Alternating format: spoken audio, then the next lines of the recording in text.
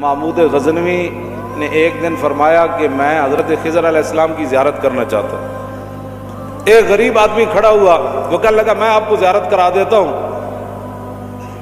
لیکن ایک شرط ہے، میں غریب ہوں، 6 مہینے کا خرچہ آپ کو دینا ہوگا میرے بچوں کو۔ اس نے کہا ٹھیک ہے۔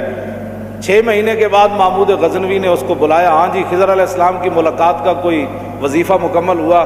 اس نے کہا جی کچھ وظیفے الٹ ہو گئے، 6 مہینے اور چاہیے۔ اس نے کہا ٹھیک ہے۔ سال کے بعد اس کو پھر حضرت محمود غزنوی بلایا، فرمایا ہاں جی خضر علیہ السلام نہ کوئی میری ملاقات کا امکان پیدا ہویا، تسی وظیفے جو کر رہے ہو دریا کے کنارے۔ انہوں نے کہا جی میں کہاں، خضر علیہ السلام کہاں، میں نے تو آپ کے ساتھ جھوٹ بولا ہے، غریب آدمی تھا تو پیسے میرا روٹی پانی چل گیا 1 سال۔ تو محمود غزنوی کا مجلس لگی ہوئی تھی، ہزاروں لوگ موجود، اس نے اپنے ایک وزیر کی طرف اشارہ کر کے کہا بتاؤ بھائی جو بادشاہ سے جھوٹ بولے اس کی کیا سزا ہے؟ وہ وزیر کہنے لگا کہ اس کو قتل کر دیا جائے۔ محمود غزنوی کے مجلس میں ایک نورانی چہرے والے بزرگ بیٹھے تھے، انہوں نے کہا بادشاہ سلامت، اس نے بالکل ٹھیک کہا۔ پھر اس نے ایک دوسرے وزیر سے پوچھا، اس نے کہا جی اس کی کیا سزا ہے جس نے بادشاہ سے داؤ بھی لگایا اور جھوٹ بھی بولا؟ اس نے کہا یہ گردن نہ اتاریں، یہ تو پھر جلدی مر جائے گا، اس پر کتے چھوڑے، یہاں تک کہ کتے اسے نوچ نوچ کر کھائیں تاکہ اس کو پتہ چلے بادشاہ سے جھوٹ نہیں بولا جاتا۔ تو وہ بزرگ نورانی چہرے والے کہنے لگے بادشاہ سلامت، اس نے ٹھیک کہا۔ پھر اس نے حضرت ایاز کو کہا، حضرت ایاز کو کہا کہ ہاں جی آپ بتائیں۔ اس نے کہا بادشاہ سلامت، ایک غریب آدمی تھا، اس کے جھوٹ بولنے سے آپ کے وقار میں کوئی کمی نہیں آئی، اور 1 سال پیسے دینے سے آپ کے خزانے میں کوئی کمی نہیں ہے، یا آپ اس کو معاف کر دیں۔ وہ نورانی چہرے والا بزرگ کہنے لگا بادشاہ سلامت بالکل اس نے ٹھیک کہا۔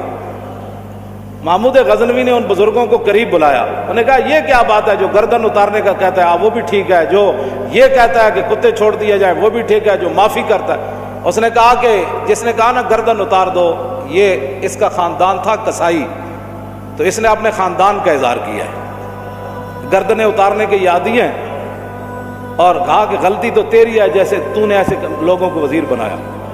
اس نے کہا جس نے کتوں کا کہا نا کتے چھوڑو، اس کے آباء و اجداد بادشاہوں کے کتے نہلایا کرتے تھے۔ اس نے اپنے خاندان کا اظہار کیا ہے، اس نے اپنی فطرت اپنے خون کا بتایا ہے، اور کہا کہ رہ گیا ایاز، یہ سید ہے اور سید کربلا میں لٹے بھی گئے،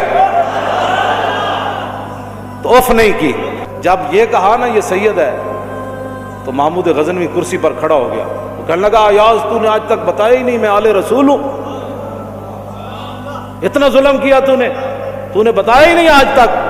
تو حضرت ایاز فرمانے لگے کہ اچھا میرا راز ان بزرگوں نے کھولا تو میں بھی آپ کے سامنے ایک راز کھولنا چاہتا ہوں۔ انہوں نے کہا جی وہ کیا ہے؟ انہوں نے کہا یہ جو بزرگ ہے نا یہ خود حضرت خضر علیہ السلام ہے۔